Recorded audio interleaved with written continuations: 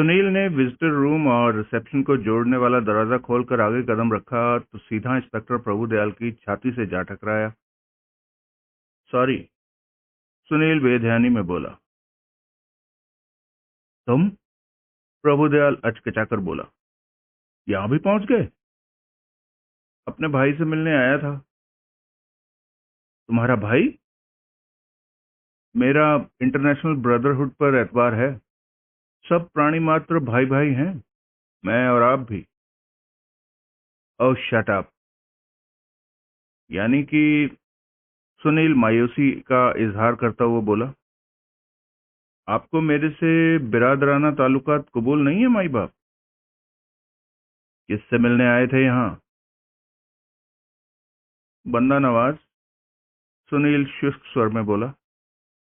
धौंस पट्टी का कोई वक्त होता है, कोई जगह होती है, कोई वजह होती है, कोई माहौल होता है। हर वक्त हर जगह पुलिस या धौंस नहीं चलती। इतने बड़े हाकिम हो, खुद मालूम कर लेना कि मैं किससे मिलने आया था। नमस्ते। और सुनील लंबे डग भरता हुआ आगे बढ़ा।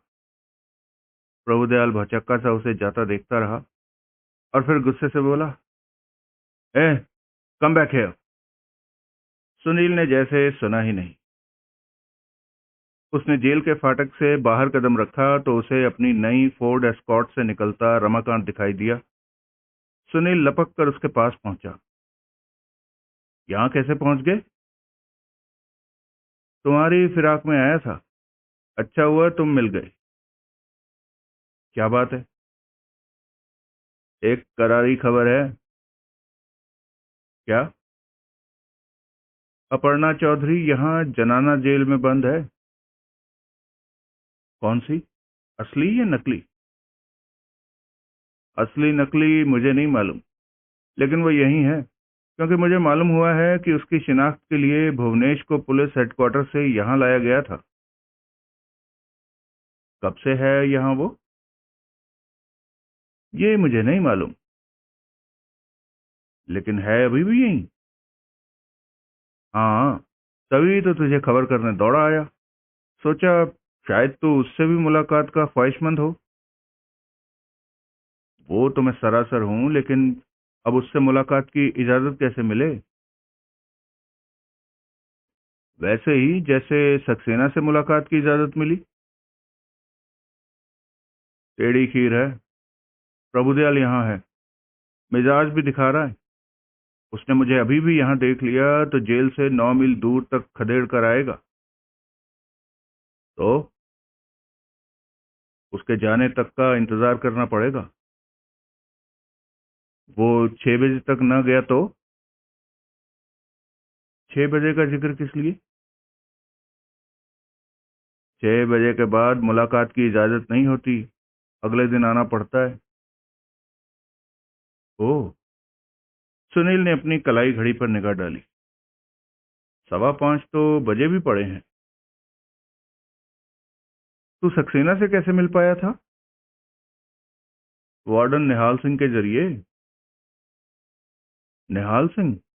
वही जिसने मीना मर्डर केस में फांसी की सजा पाए कैदी वीरेंद्र कपूर से तुम्हें मिलने देने की एवज में 50,000 रुपए की रिश्वत खाई थी?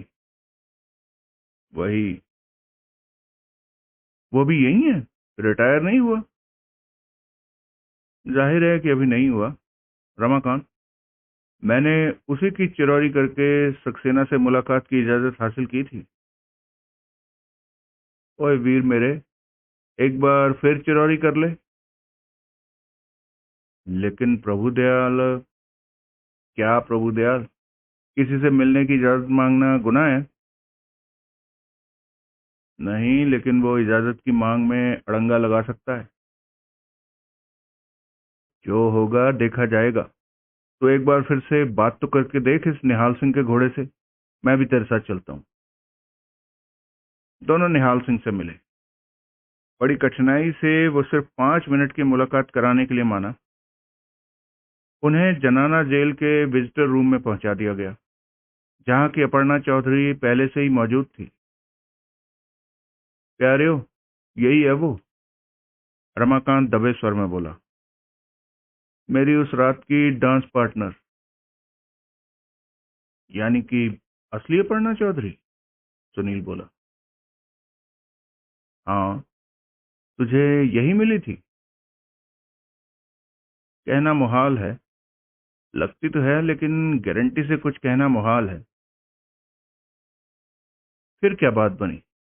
फिर तो बातचीत के जरिए ही असलियत का कुछ खुलासा हो तो हो। गारंटी करने का एक तरीका है। काश वो तब भी मुझे सूझा होता जबकि कथित अपर्णा चौधरी से मेरी होटल शान महल में मुलाकात हुई थी। क्या तरीका है? अभी सामने आता है, लेकिन फिर भी पहले बातचीत ही आजमाते हैं। तो आजमा भाई बातचीत। 5 मिनट का तो सारा वक्त मिला है। ये भी ठीक है। वो लड़की के करीब पहुंचे। हेलो। सुनील मुस्कुराता हुआ बोला। आप शायद मिस्टर सुनील हैं? वो धीरे से बोली। शायद। उस रात पार्टी में आप इनके साथ थे। उसने रमाकांत की ओर इशारा किया। सक्सेना ने आपका जिक्र किया था, इनका भी जिक्र किया था, इसलिए अंदाजा लगाया कि आप मिस्टर सुनील होंगे। अंदाजा किस लिए? मुलाकात होती अगर वक्त रहते आप होटल शान महल पहुंचते। सक्सेना के कहने पर कल रात मैं आपको रिंग करने जा रही थी कि जब वो सब कुछ हो गया था। सुनील और रमाकांत की निगाहें मिली। क्या सब कुछ हो गया था? सुनील बोला। हमें रिवॉल्वरें दिखाकर होटल शान महल से अगवा कर लिया गया था। कौन लोग थे ऐसा करने वाले? मालूम नहीं, लेकिन उस हरकत के पीछे शर्तिया वीरेश अस्थाना का हाथ था। तुम्हें मालूम है उसका कत्ल हो चुका है, होटल शान महल में ही, कल रात। अब मालूम है? वीरेश अस्थाना का नाम तुम इसलिए तो नहीं ले रही हो क्योंकि वो इस बात से इनकार करने की स्थिति में नहीं है? नहीं, मैं ऐसा क्यों करूंगी भला? ये तो तुम्हें मालूम हो। मैंने खामखा वीरेश अस्थाना का नाम नहीं लिया। मेरा अभी भी यही ख्याल है कि हमारे अगवा के पीछे उसी का हाथ था, इसलिए मैंने उसका नाम लिया। आप लोगों को मेरी बात पर विश्वास करना चाहिए। हम तो कर लेंगे कमलिए, दुनिया भी तो करे। रमाकांत बीच में बोला। तुम्हारी जानकारी के लिए सक्सेना भी गिरफ्तार है और यहीं बंद है। मैं अभी उससे मिल के आ रहा हूँ। सुनील बोला। ओह, वो क्या कहता है? वो भी ऐसी ही कहानी सुनाता है जिस पर शायद ही कोई एतबार करे। क्यों नहीं करेगा कोई एतबार, जब हकीकत। अभी छोड़ो वो किस्सा, ये बताओ गिरफ्तार कब हुई? आज सुबह सवेरे। तब से यहीं हो? हाँ। यहाँ भुवनेश नाम के एक लड़के को तुम्हारी शिनाख्त के लिए लाया गया था? हाँ। क्या शिनाख्त की उसने? उसने कहा मैं वो लड़की थी जो तुम्हारी होटल शान महल के कमरा नंबर 303 में मौजूदगी के दौरान वहां से निकली थी। आई सी। लेकिन मैं वो लड़की नहीं हो सकती। मेरा तो तुम्हारे वहां पहुंचने से पहले ही अगवा हो गया था। तुम्हारा और सक्सेना का भी। हाँ। ऐसा होने से पहले वहां तुमने मेरे लिए कोई संदेशा छोड़ने की कोशिश क्यों न की? मैंने की, बराबर की। टॉयलेट जाने के बहाने मैं कमरे के अटैच बाथ में गई और वहां वॉश बेसिन के ऊपर लगे शीशे के पीछे लिपस्टिक से संदेशा लिख कर आई थी। क्या संदेशा? उस कार का नंबर जिस पर वो शख्स सवार था जिसने मुझे बार में घसीटने की कोशिश की थी और फिर मेरे पर गोलियां चलाई थी। कार का नंबर क्यों? मुझे उम्मीद थी उससे तुम समझ जाते कि मेरा फिर अगवा करने की इस बार कामयाब कोशिश की गई थी। ये बात तुमने पुलिस को बताई थी? खूब हाल दुहाई मचाकर बताई थी, लेकिन उन्हें मेरी बात पर एतबार नहीं। शिनाख्त कैसे हुई थी? उसे लाकर तुम्हारे सामने खड़ा कर दिया गया था, या तुम्हारे जैसे कद काठ की कई लड़कियों के साथ तुम्हें लाइनअप में खड़ा किया गया था और तब उसे बुलाकर तुम्हारी शिनाख्त करने को कहा गया था? उसने मुझे लाइनअप में से पिक किया था। क्या बड़ी बात है। उस शिनाख्त के लिए उसकी तैयारी तो पुलिस पिछली रात होटल शान महल में ही करा चुकी थी। तुम्हारी तस्वीर दिखा के उसके जहन में ये बात बिठा चुकी थी कि तुम ही वो लड़की थी। उस इडियट छोकरे ने तुम्हें इसलिए नहीं पहचाना क्योंकि उसने तुम्हें कमरा नंबर 303 से निकलते देखा था, बल्कि इसलिए पहचाना कि तुम्हारी तस्वीर बार बार दिखाकर उसे तुम्हारी शक्ल रटा दी गई थी। यानी कि असल में उसने किसी और को देखा था। जाहिर है। और वो और लड़की शक्ल सूरत और कद काठ में काफी कुछ तुम्हारी जैसी थी। इतनी ज्यादा तुम्हारे जैसी थी कि अभी मुझे भी मुगालता लगा था कि कल रात मैं तुम्हारे से मिला था या किसी और से। मैं तुम्हारे से नहीं मिली थी। मेरा तो पहले ही अगवा। अगवा वाली कहानी तुम पुलिस को सुना चुकी हो? हाँ, कई बार। यकीन आ गया उन्हें? उसने बड़े चिंतापूर्ण भाव से इनकार में सिर हिलाया। हुआ क्या था? अगवा के बाद कहाँ ले जाया गया था तुम्हें? मुझे एक फ्लैट में ले जाया गया था। तारा अपार्टमेंट्स के एक फ्लैट में? जाहिर यही किया गया था। टॉयलेट में तारा अपार्टमेंट का नाम छपा तौलिया लटकाकर ये बात स्थापित करने की भी कोशिश की गई थी, लेकिन मैं तारा अपार्टमेंट्स में नहीं थी। कैसे जाना? कब जाना? तब जाना जब पुलिस मुझे तारा अपार्टमेंट्स लेकर गई थी। मुझे वो जगह नहीं लगी थी जहां की अगवा करके मुझे लाया गया था। अच्छा। हाँ, मुझे एक फ्लैट में ले जाकर इस वार्निंग के साथ अकेला छोड़ दिया गया था कि अगर मैं अपनी जान की सलामती चाहती थी तो मैं कोई पर्दा अपनी जगह से सरकाकर किसी खिड़की से बाहर झांकने की कोशिश ना करूं। हम्म। तो वहां तुम्हें इसलिए लगा कि तुम तारा अपार्टमेंट्स में थी क्योंकि टॉयलेट में एक तौलिया मौजूद था जिस पर कि तारा अपार्टमेंट्स छपा हुआ था। हाँ। फिर? फिर सुबह सवेरे मुंह अंधेरे मुझे वहां से निकालकर एक बड़ी सी कार में यूं सवार करा दिया गया था कि तुम कार की दोनों सीटों के बीच में फर्श पर पड़ी थी और दो आदमी तुम्हारे ऊपर पांव रखकर पिछली सीट पर बैठे हुए थे। उसके चेहरे पर हैरानी के भाव आए। कैसे मालूम? फिर कार एक सुनसान सड़क पर पहुंची थी जहां की उसे एकाएक जोर की ब्रेक लगी थी और तब तुम्हें कार का दरवाजा खोलकर उसमें से बाहर छलांग लगाने का मौका मिल गया था। सुनील ने देखा लड़की पहले ही इन कार में सिर हिलाने लगी थी। नहीं? सुनील ने पूछा। नहीं। तो क्या हुआ था?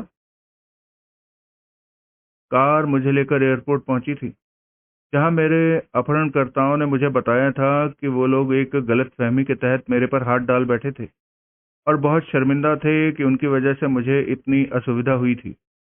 उस गलतफहमी से उनकी अगवा की हरकत से कुछ ऐसी पेचीदगियां पैदा हो गई थी कि मेरा और सक्सेना का कुछ अरसा के लिए राजनगर से गायब हो जाना निहायत जरूरी था। सक्सेना का भी? उन्होंने ऐसा ही कहा था। यानी कि सक्सेना को भी वो लोग तुम्हारे साथ कहीं रवाना कर रहे थे? नहीं, सक्सेना बाद में पहुंचने वाला था। कहाँ? बेंगलोर। जहाँ का कि मेरे नाम का प्लेन टिकट उन्होंने मुझे इस हिदायत के साथ सौंपा था कि बेंगलोर पहुंचकर मैंने होटल मालाबार का रुख करना था, जहाँ की सक्सेना या तो मेरे से पहले ही पहुंचा होगा या बाद में पहुंच जाएगा। वो कितने आदमी थे? दो। किसी की सूरत पहचानती थी तुम? नहीं, मैंने उन्हें पहले कभी नहीं देखा था। तुमने ये ना पूछा कि तुम लोग राजनगर से ना गायब हो जाते तो क्या आफत आ जाती? पूछा था। जवाब में उन्होंने इतना ही कहा था कि पीछे यहाँ खून खराबा हो सकता था, जिनमें कई जाने जा सकती थी, और जाने वाली जानों में दो जानें मेरी और सक्सेना की भी हो सकती थी। ये तो बड़ा गोलमोल जवाब हुआ। ऐसे खून खराबे की कोई वजह पूछने का टाइम नहीं था, क्योंकि चेक इन का टाइम हो रहा था। ऊपर से मुझे यही अपनी बहुत खुशकिस्मती लग रही थी कि मैं आज़ाद थी। ऐसे हालात में मैं उनसे जुबान दराजी भला कैसे कर सकती थी? मेरी किसी बात से खफा होकर वो मुझे फिर दबोच लेते तो? तब से थोड़ी देर पहले तक मुझे पूरा पूरा यकीन था कि मैं जिंदा बचने वाली नहीं थी। अब जब मुझे अपनी जान बख्शी की सूरत दिखाई दे रही थी तो मैं उनसे हुज्जत करती, सफाइयां मांगती। प्यारे हो, ये ठीक कह रही है। बहरहाल, सुनील बोला, तुम प्लेन में सवार हो गई? नहीं, वो नौबत ही ना आई। क्यों? क्या हुआ? जिस काउंटर से बोर्डिंग पास मिलता है वहां सादे कपड़ों में पुलिस वाले मौजूद थे। मेरे वहां पहुंचकर टिकट पेश करते ही उन्होंने मुझे दबोच लिया। आनन फानन वो मुझे पुलिस हेडक्वार्टर ले गए, जहां पर कि मेरे पर सवालों की झड़ी लगा दी गई। तुमने क्या बताया उन्हें? तकरीबन सब कुछ। तकरीबन? हाँ, तकरीबन। एक बात ऐसी थी जिस पर मैं अपनी जुबान नहीं खोलने वाली थी, भले ही वो मेरी बोटी बोटी कर देते। बाकी मैंने सब कुछ कह डाला। कौन सी एक बात? वो जो... कोई नाम नहीं लेना मिस्टर सुनील, प्लीज। लेकिन तुम समझ रही हो कि मेरा इशारा किसकी तरफ है? हाँ, लेकिन नाम न लेना। तुम्हारे बयान की बिना पर पुलिस तुम्हें तारा अपार्टमेंट्स लेकर गई थी? हाँ। क्यों? ताकि मैं उन्हें उस फ्लैट तक पहुंचाती जिसमें कि मुझे अगवा के बाद रखा गया था। ऐसा तुम क्यों कर पाती? तुम्हें फ्लैट का नंबर याद था? नहीं, लेकिन मुझे ये याद था कि लिफ्ट 5 मंजिल ऊपर उठी थी और वो फ्लैट लिफ्ट से निकलते ही दाईं ओर का पहला था। तुम पुलिस को उस फ्लैट तक लेके गई? हाँ, लेकिन पहले तो मुझे लिफ्ट ही वो नहीं लगी थी जिस पर कि मुझे सवार कराकर वहां लाया गया था। वो लिफ्ट एक चरमराती सी आवाज के साथ चलती थी और हर फ्लोर पर पहुंचकर एक झटका खाती थी, जबकि पुलिस के साथ मैं जिस लिफ्ट पर सवार हुई थी वो बेआवाज चलती थी। फिर फ्लैट भी वो न निकला। वो फ्लैट खाली था, जबकि तारा अपार्टमेंट्स के उस फ्लैट में एक फैमिली 8 साल से रह रही थी। फैमिली का कर्ता बिजली बोर्ड में एग्जीक्यूटिव इंजीनियर था, जिसने कि इस बात की भी तस्दीक की थी कि पिछली रात उसकी फैमिली के सारे मेंबर घर में मौजूद थे। यानी कि ये भी नहीं हो सकता था कि फ्लैट को खाली पाकर उन अपहरणकर्ताओं ने उसे जबरन खोल लिया हो और अपने इस्तेमाल में ले लिया हो। नहीं हो सकता। यानी कि जानबूझकर ऐसा माहौल पैदा किया गया कि तुम समझती कि तुम्हें अगवा करके तारा अपार्टमेंट्स में ले जाया गया था, और बाद में जब दोहराती तो लगता कि तुम झूठ बोल रही थी। मिस्टर सुनील, पुलिस यही समझ रही है कि मैं झूठ बोल रही हूँ। उनकी भी कोई गलती नहीं है, हालात ही ऐसे हैं। उनकी जगह कोई और भी होता तो यही नतीजा निकालता कि तुम झूठ बोल रही हो। रमाकांत बोला। अब जरा रिवॉल्वर पर आओ, सुनील बोला। कौन सी रिवॉल्वर पर आऊं? विशालगढ़ वाली रिवॉल्वर पर। कौन सी विशालगढ़ वाली रिवॉल्वर? वो आतंकित भाव से सुनील को उस बाबत खामोश रहने का इशारा करती हुई बोली। मैं ऐसी किसी रिवॉल्वर की बाबत नहीं जानती। खैर छोड़ो। अब ये बताओ कि तुम गिरफ्तार क्यों हो? तुम्हारे पर चार्ज क्या लगाया गया है? मुझे पक्का पता नहीं है, लेकिन मेरा ख्याल है कि वो लोग वीरेश अस्थाना के कत्ल में मुझे भी शरीक समझ रहे हैं। किसके साथ? सक्सेना के साथ। और किसके साथ? कोई सबूत नहीं पेश किया तुम्हारे खिलाफ? नहीं, सिवाय मेरी आइडेंटिटी परेड के। उससे कुछ साबित नहीं होता। होता है तो सिर्फ ये साबित होता है कि कत्ल के वक्त के आसपास तुम होटल शान महल में थी। लेकिन वो तो मैं भी था, जौहरी भी था, खुद वो भुवनेश भी था जिसने की तुम्हारी शिनाख्त की। तुम्हारे अपहरणकर्ता भी थे। लेकिन पुलिस को तो इस बात पर कतई यकीन नहीं है कि मेरा और सक्सेना का होटल शान महल से अगवा हुआ था। यही तो प्रॉब्लम है। सच पूछो तो खुद मुझे ही यकीन नहीं है। वो हैरानी से सुनील का मुंह देखने लगी। लेकिन ये हकीकत है, वो आवेशपूर्ण स्वर में बोली। देखेंगे। फिलहाल, रमाकांत बोला, तुम जेल देखो और जेल का कारोबार देखो। मालको, मुहावरे में कोई करेक्शन तो नहीं लगानी? नहीं, बिल्कुल नहीं, सुनील बोला। सुना है एक्सीडेंट में तुम्हें कोई खास चोटें नहीं आई थी? ठीक सुना है।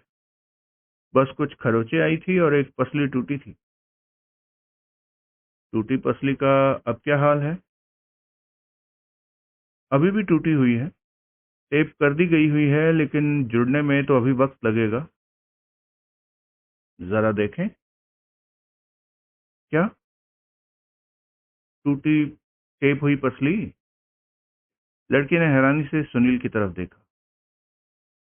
प्लीज, सुनील याचनापूर्ण स्वर में बोला, मैंने कभी टूटी पसली नहीं देखी।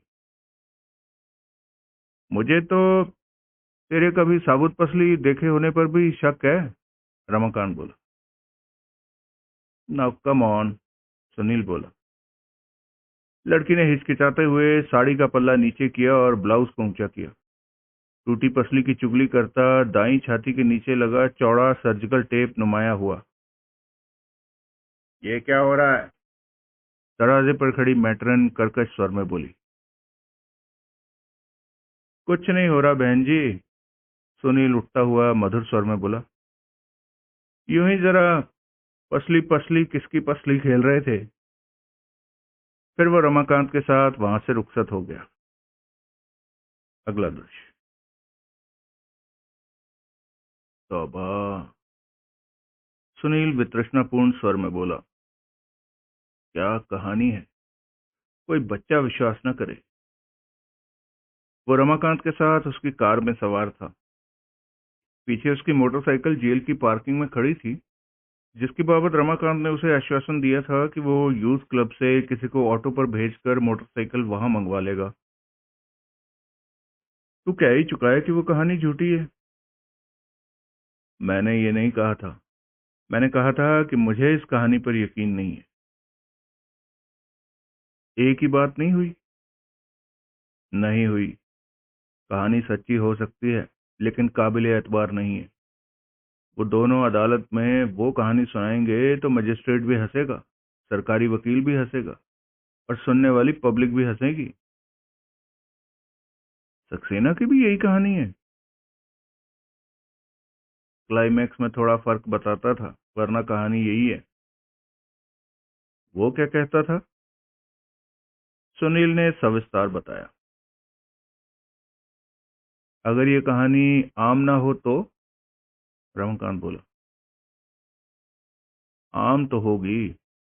जब दोनों ने पुलिस को बयान दे दिया है तो आम होने में क्या कसर रह गई? कोई बड़ी बात नहीं कि इस बाबत पुलिस प्रेस के लिए अपना बयान जारी कर भी चुकी हो। जब ये मानता है कि कहानी सच्ची हो सकती है, तो दिखा कोई अपना सुनीलियन करतब उसको सच्ची साबित करने के लिए। साबित करके दिखा कि तूने असली कातिल से, जिसने की एक ऐसी उम्दा योजना बनाई, ज्यादा आला दिमाग पाया है। देखो क्या हरकत की पतीले के ढक्कन ने। पहले तो उन दोनों का अगवा कराया, और फिर यूं उन दोनों की रिहाई का सामान किया कि वो अपनी कहानी दोहराएं तो सुनने वाले हंसे। सुनसान सड़क पर भागती गाड़ी को ऐसी ब्रेक लगी कि वो रुकी गई। वो कार का दरवाजा खोलकर बाहर कूद गया, भागकर झाड़ियों में घुस गया, और यूं अपनी जान बचा पाया। लड़की एक सांस में खुद ही कहती है कि उसे तारा अपार्टमेंट्स में ले जाया गया, दूसरी सांस में खुद ही कहती है कि वहां नहीं ले जाया गया, कहीं और ले जाया गया। फिर उसे हाथ में टिकट थमाकर बेंगलोर अरसाल करने का सामान कर दिया गया, जहां की सक्सेना भी पहुंचने वाला था, जिसकी अपहरणकर्ताओं के हाथों से रिहाई एक करिश्माई इत्तेफाक के तहत हुई थी। कौन विश्वास करेगा इस कहानी पर? लेकिन मोतियों वाले उनको झूठी कहानी सुनाने का फायदा क्या? क्यों नहीं फायदा? अगर अगवा की कहानी एतबार में आ जाए तो इसका मतलब तो ये हुआ कि होटल शान महल में हुए कत्ल के वक्त उन दोनों में से कोई होटल में था ही नहीं। क्यों भाई? क्योंकि उन दोनों में से कोई मुझे वहां नहीं मिला था, और ना ही कोई मेरी वहां मौजूदगी के दौरान वापस लौटा था। वहां तो वो दूसरी लड़की मेरे पास आके, जाके, फिर लौट के, फिर जाके 405 में घुसी थी। तो उसके भी बाद किसी वक्त किसी पड़ोस के कमरे वाले ने गोली चलने की आवाज सुनी थी और पुलिस को खबर करवाई थी।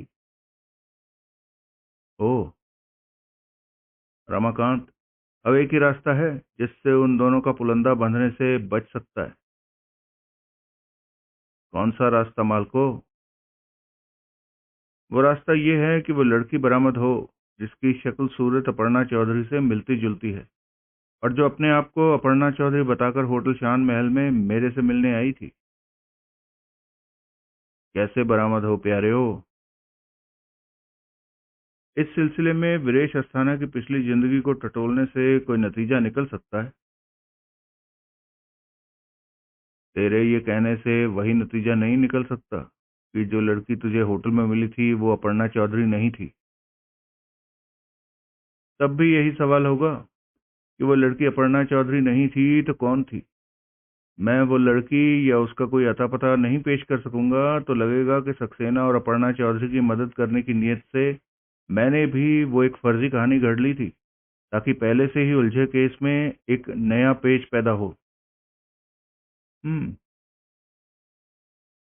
ऊपर से तुम्हारा जमूरा भुवनेश तो अब लाइनअप में से भी अपर्णा चौधरी को पिक करके स्थापित कर चुका है कि उसने उसी को कमरा नंबर 303 के बाहर निकलते और 405 में दाखिल होते देखा था। यानी कि दो लड़कियां थी ही नहीं, वहां एक ही लड़की के कदम पड़े थे, और वो अपर्णा चौधरी थी। गोला वज्जे माई अवेनु। इस मामले में पुलिस का ये जुल्म है कि इन्होंने अपर्णा चौधरी की तस्वीर के जरिए उसे पहले ही तोते की तरह ये रटवा दिया कि कौन सी सूरत की शिनाख्त करनी थी। कहने का मतलब यह है कि जेल के लाइनअप में उसने उस लड़की की शिनाख्त न की जिसे कि उसने कमरा नंबर 303 से निकलते देखा था। उस तस्वीर की शिनाख्त की क्योंकि उसे बार बार ये कहकर दिखाई गई थी कि वही वो लड़की थी जिसे उसने होटल में देखा था। यानी कि पुलिस के रौब में उसने होटल वाली लड़की से तस्वीर मिलाई और तस्वीर से लाइनअप में खड़ी अपर्णा चौधरी की सूरत मिलाई। यानी कि एक गलती ने दूसरी गलती की बुनियाद पहले ही बना दी। बिल्कुल। वो तस्वीर अपर्णा चौधरी की थी, लाइनअप में अपर्णा चौधरी खड़ी थी, लेकिन होटल वाली लड़की अपर्णा चौधरी नहीं थी। उस छोकरे ने रिसेप्शन क्लर्क चेतन मेहरा की गवाही का रौब खाकर, पुलिस की घुड़की का रौब खाकर अपर्णा चौधरी की तस्वीर देखकर कह दिया कि उसी लड़की को उसने 303 से निकलते देखा था। लेकिन प्यारे हो, फिर रिसेप्शन क्लर्क ने कैसे गलत तस्दीक की? उसको तो फोटोग्राफिक मेमोरी का मालिक बताया जाता है। कहा जाता है कि जो सूरत वो एक बार देख ले उसे ताजिंदगी नहीं भूलता। उसने कैसे गलत तस्दीक की? उसने कोई गलत तस्दीक नहीं की थी, उसने एकदम सही तस्दीक की थी। उसको तस्वीर मेरे सामने दिखाई गई थी जिसकी उसने ये तस्दीक की थी वही लड़की कमरा नंबर 405 में ठहरी हुई थी। एक ही बात ना हुई? नहीं, एक ही बात हुई। रिसेप्शन क्लर्क ने किसी लड़की को कमरा नंबर 303 से निकलते नहीं देखा था। उसने तस्वीर देखकर 303 से निकली लड़की की शिनाख्त नहीं की थी। उसने 405 में विमला माथुर नाम से ठहरी लड़की की शिनाख्त की थी। अब क्योंकि भुवनेश का भी ये बयान था कि जो लड़की 303 से निकली थी वो 405 में गई थी और उस कमरे का दरवाजा उसने खुद अपने पास मौजूद चाबी लगाकर खोला था, इसलिए हर कोई कूदकर इस नतीजे पर पहुंच गया कि मेरे से मिलने आई ही लड़की तस्वीर वाली लड़की थी, जो कि विमला माथुर के नाम से 405 में ठहरी हुई थी। इसी बात की तस्दीक उस अति जोशीले भुवनेश ने कर दी थी।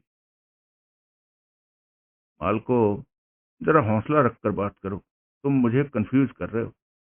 तुम रिसेप्शन क्लर्क की शिनाख्त को सही मानते हो? हाँ, क्योंकि खुद सक्सेना ने इस बात की तस्दीक की है कि उसने अपर्णा चौधरी के लिए विमला माथुर का नाम से ये कह के कमरा बुक किया, जो कि 405 था, कि वो उसकी भाभी थी जो कि वहां पहुंचने वाली थी। यानी कि वो कथित विमला माथुर असल में अपर्णा चौधरी थी। हाँ, और उसी ने होटल पहुंचकर रिसेप्शन से 405 की चाबी कलेक्ट की थी। हाँ, रिसेप्शन क्लर्क साफ ऐसा कहता है। तो फिर वो चाबी उस दूसरी फर्जी अपर्णा चौधरी के पास कैसे पहुंच गई, जो कि 303 में तुमसे मिली थी? क्या मुश्किल काम है। सक्सेना की कहानी को सच माना जाए तो वो और अपर्णा चौधरी दोनों कमरा नंबर 303 में आतताइयों के चंगुल में थे। तब वो दूसरी लड़की भी वहीं थी।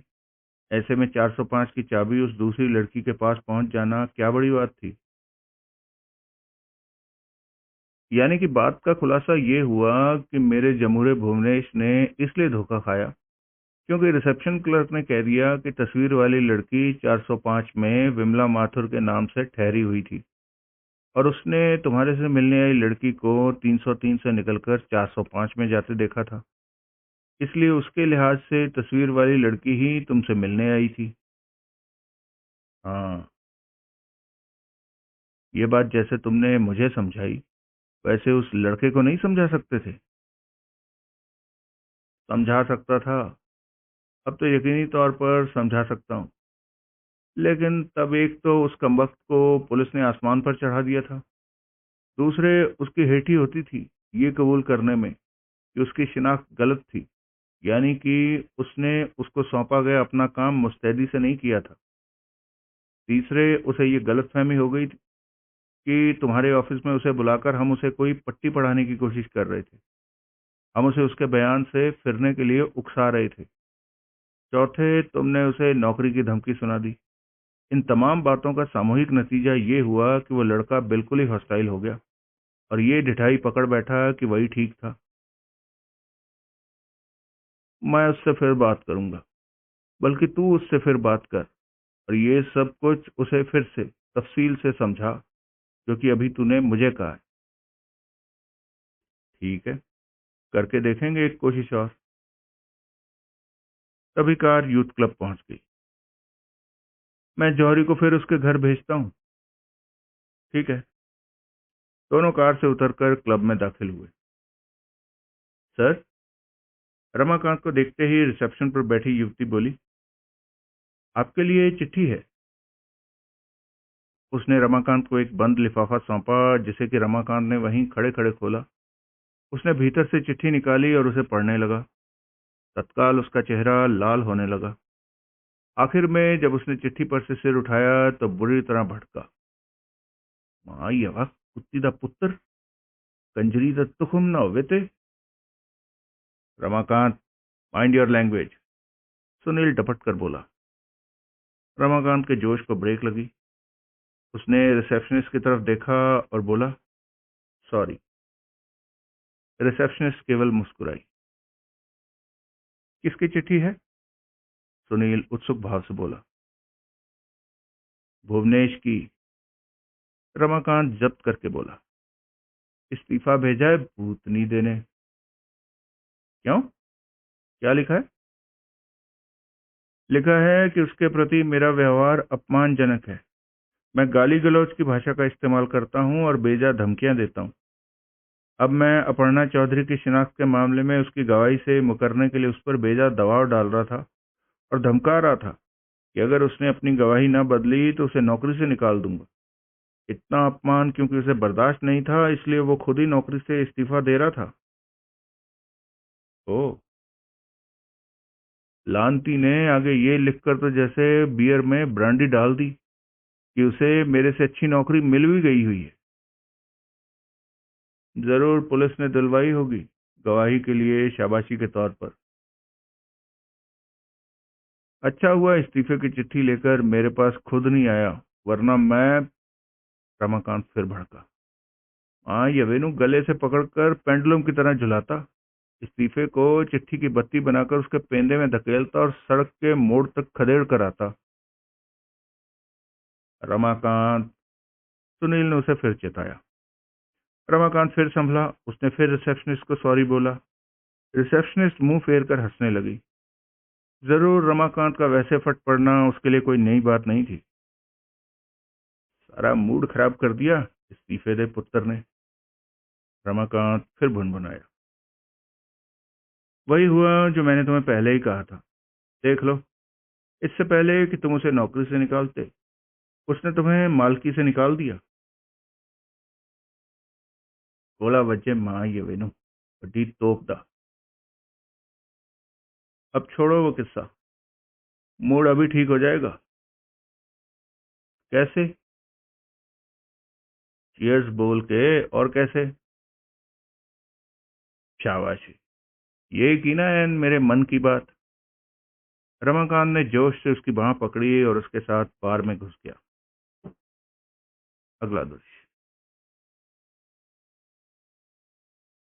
रात के 10 बज रहे थे जबकि सुनील होटल शान महल पहुंचा। रमाकांत से वापस यूथ क्लब ही लौटकर आने का वादा करके वो वहां से निजात पा सका था। ब्लास्ट की मॉर्ग में अर्जुन को कोई कामयाबी उस रोज तक नहीं मिली थी। तब तक उसने 4 साल पुरानी तारीखों तक के अखबार टटोले थे, लेकिन अगले रोज उसका और पीछे तक जाने का इरादा था। सुनील के जहन से ये बात अभी भी नहीं निकली थी कि उसने रिसेप्शन क्लर्क चेतन मेहरा को पहले कभी देखा था। उसने चेतन मेहरा को रिसेप्शन के पीछे अपनी नाइट क्लर्क की ड्यूटी पर मौजूद पाया। हेलो, सुनील मुस्कुराता हुआ बोला। मुझे पहचाना? चेतन मेहरा ने अनमने भाव से सहमति में सिर हिलाया। मेरा नाम सुनील है, सुनील फिर भी बोला। मैं ब्लास्ट का चीफ रिपोर्टर होता हूँ। मुझे मालूम है, कैसे आना हुआ? तुम्ही से मिलने आया था। अच्छा जी। हाँ। कब से काम कर रहे हो यहाँ? 2 साल हो गए। हमेशा नाइट ड्यूटी ही करते हो? हाँ, मजबूरी है। मजबूरी है?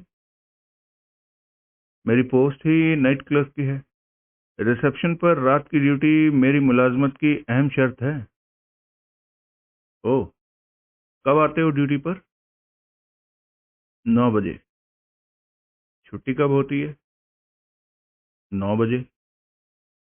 अरे, ये तो 12 घंटे की ड्यूटी हुई। मजबूरी है, आजकल नौकरी मिलना कोई हंसी खेल है। जैसी मिले करनी पड़ती है। वो तो है, खुद मेरी 24 घंटे की ड्यूटी है। तो अभी भी क्या आप ड्यूटी पर हैं? हूँ भी, नहीं भी हूँ। वैसे जानते हो ना कि पुलिस का केस काफी हद तक तुम्हारी अनोखी याददाश्त पर टिका हुआ है। जो सूरत तुम एक बार देख लो वो तुम कभी नहीं भूलते।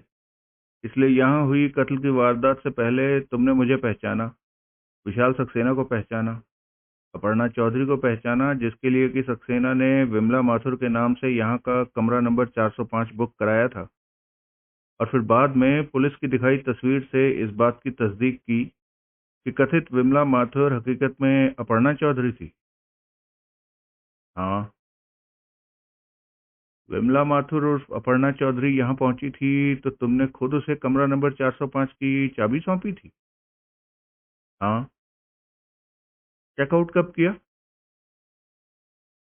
किसने? विमला माथुर ने, जिसके नाम की कमरा नंबर 405 बुक था। होटल कब छोड़ा उसने? कभी भी नहीं। मुझे पता चला है कि वो गिरफ्तार हो चुकी है और वापस यहाँ लौट कर नहीं आने वाली। लेकिन टेक्निकली तो कमरा अभी भी उसके नाम बुक है, क्योंकि बुकिंग के वक्त 2 दिन का किराया एडवांस में चुकता किया गया था। और ऐसा विशाल सक्सेना ने किया था। मैं तब विशाल सक्सेना को नहीं जानता था, लेकिन भाभी आने वाली है कह के उसके लिए यहाँ कमरा बुक कराने वाले की सूरत मैं बखूबी पहचानता था। और वो सूरत अब मुझे मालूम है कि विशाल सक्सेना की थी, जो कि सुना है कि उस लड़की के साथ ही गिरफ्तार है। तुमने मेरी यहाँ आमद की भी तस्दीक की थी, क्योंकि इत्तेफाक से तुम ब्लास्ट के रिपोर्टर के तौर पर मेरी सूरत से वाकिफ थे। हाँ, आप मशहूर आदमी हैं, बड़े आदमी हैं। बड़ा आदमी तो हमारी 7 पुश्तों में कोई नहीं हुआ।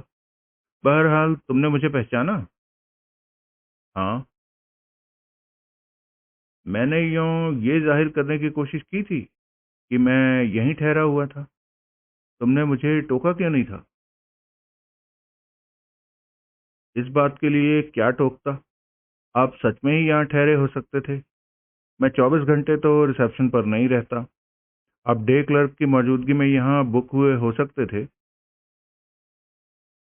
तुम रजिस्ट्रेशन के रिकॉर्ड से इस बात की तस्दीक कर सकते थे।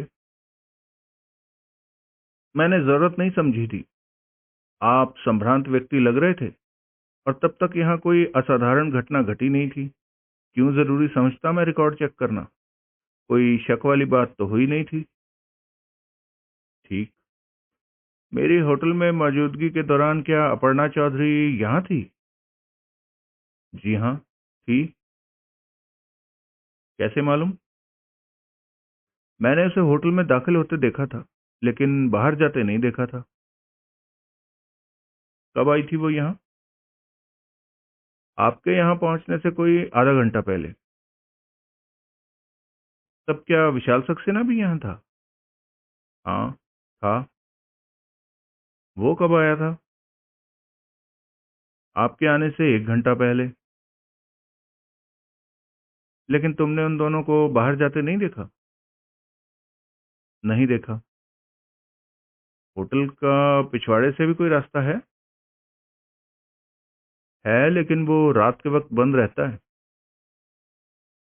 कैसे बंद रहता है? अंदर से चिटकनी चढ़ा दी जाती है। मजबूत ताला लगाया जाता है साहब, अभी भी लगा हुआ है, चाहे तो जाके देख लीजिए। चाबी किसके पास होती है?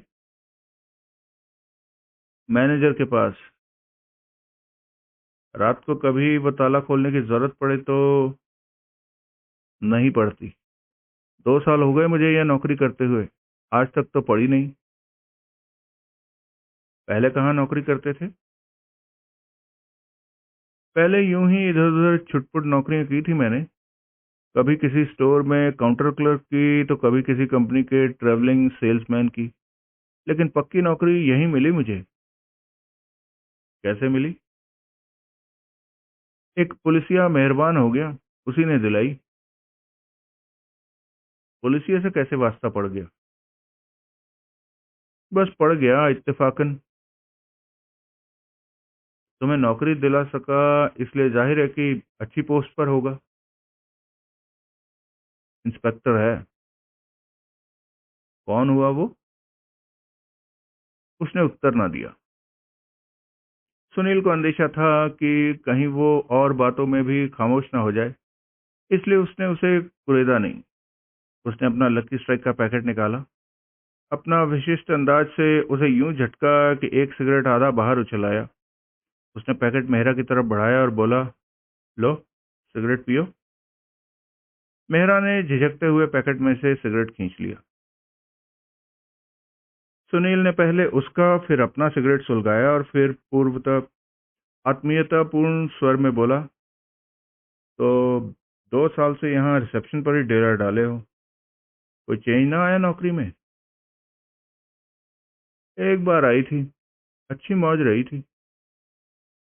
अच्छा, कब? 1 साल पहले। तब मुझे होटल की तरफ से पणजी भेजा गया था। होटल के काम से? यही समझ लीजिए। होटल का पणजी में क्या काम था?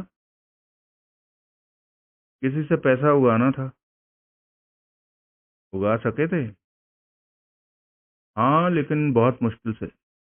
महीना लग गया था इस काम में। 3 लाख की उगाही थी, जो कि हफ्ते हफ्ते बाद 4 ड्राफ्टों की सूरत में हुई थी। ओह। लेकिन देर लगने का मुझे कोई अफसोस नहीं हुआ था, बल्कि खुशी हुई थी।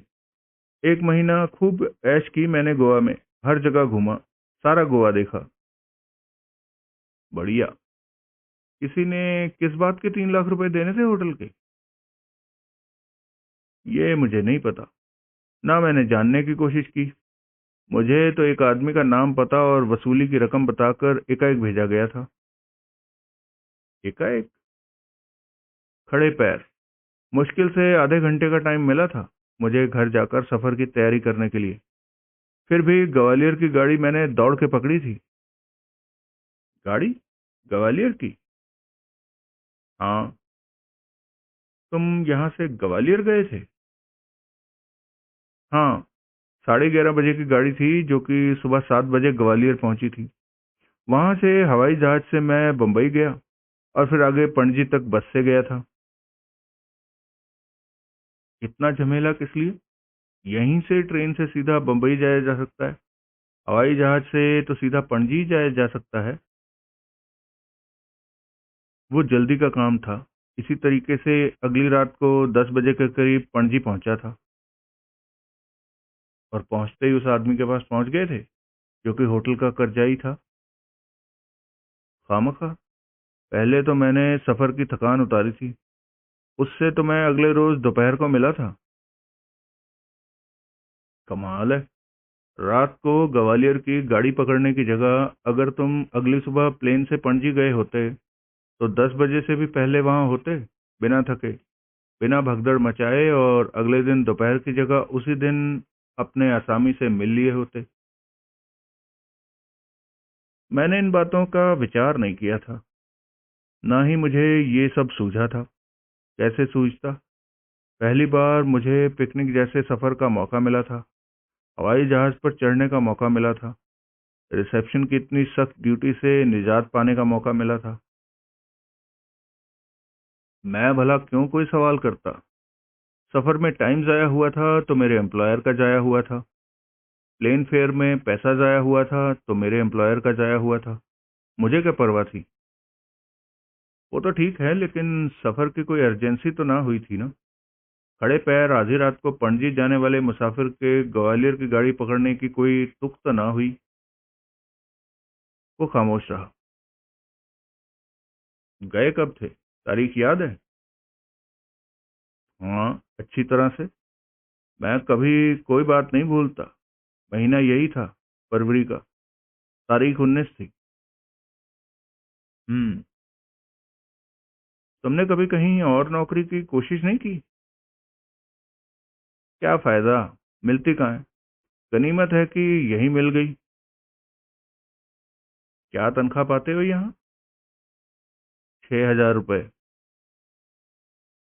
12 घंटे की ड्यूटी के लिहाज से तो ये कोई खास तनख्वाह नहीं है। पहले से ठीक है। पहले तो इतना भी नहीं मिलता था और जान मारी और ज्यादा करनी पड़ती थी। कितनी नौकरियां कर चुके हो पहले? कई। कहीं नहीं बनी?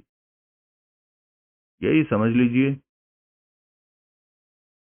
जिस पुलिस वाले ने तुम्हारी यहाँ नौकरी लगवाई वो कहीं बेहतर जगह तुम्हारी सिफारिश नहीं कर सकता, जहाँ की तनख्वाह ज्यादा हो और ड्यूटी आवर्स कम और इज्जतदार हो? उनके मूड की बात है। अब आपने सुझाया है तो कभी बात करूंगा इस बाबत। करना। फायदे में रहोगे। करूंगा। ये स्विच बोर्ड है? सुनील ने रिसेप्शन के एक कोने की तरफ संकेत किया।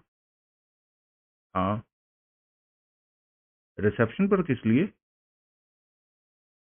क्योंकि यहाँ अलग से कोई टेलीफोन ऑपरेटर नहीं है। अरे, यानी कि स्विच बोर्ड भी रिसेप्शन क्लर्क को ही ऑपरेट करना पड़ता है? हाँ। फिर तो पिछली रात को 303 से आई एक लड़की की कॉल तुम ही ने सुनी होगी, जिसने कि फोन पर कहा था पुलिस को बुलाओ। आपको कैसे मालूम? पुलिस ने बताया। ओह, लेकिन वो कॉल यूं ही थी? क्या मतलब? किसी ने फोन पर कहा था पुलिस को बुलाओ और लाइन काट दी थी। तब मैंने खुद उस फोन पर घंटी दी थी और पूछा था कि पुलिस को बुलाने वाली क्या बात हुई थी।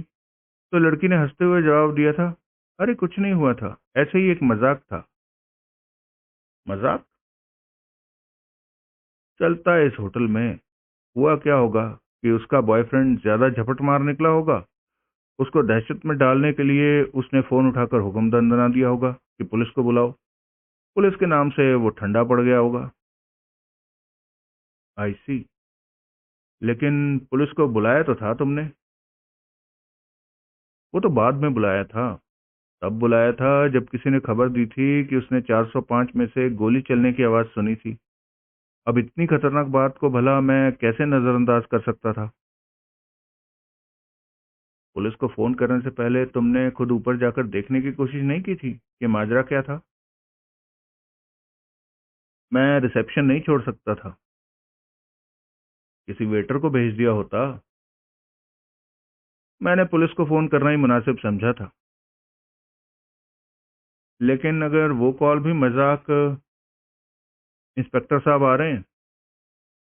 सुनील ने हड़बड़ाकर उसकी तरफ देखा तो उसने बाहर की तरफ इशारा कर दिया। सुनील ने देखा कि बाहर होटल के कंपाउंड में इंस्पेक्टर राजदान अपनी मोटरसाइकिल खड़ी कर रहा था। बातचीत मुकम्मल ना हो सकी तूफान हमदम। सुनील जल्दी से बोला। लेकिन बंदा चला। इस इंस्पेक्टर से मैं माथा नहीं फोड़ सकता। सुनील ने सिगरेट को काउंटर पर पड़ी एक एशट्रे में झोंका और वहां से हटकर परे एक खंबे की ओट में हो गया। इंस्पेक्टर राजदान भीतर दाखिल होकर रिसेप्शन की ओर बढ़ा तो वो खामोशी से वहां से बाहर निकल गया।